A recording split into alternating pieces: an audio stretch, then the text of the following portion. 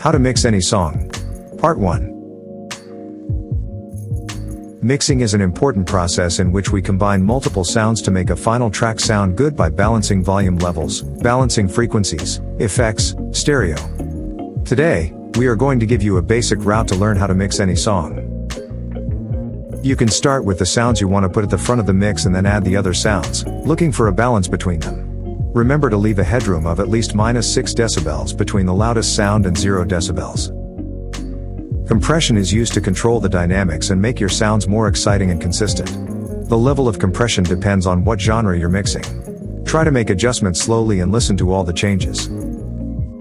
EQ is a tool that will help you shape the sound you want.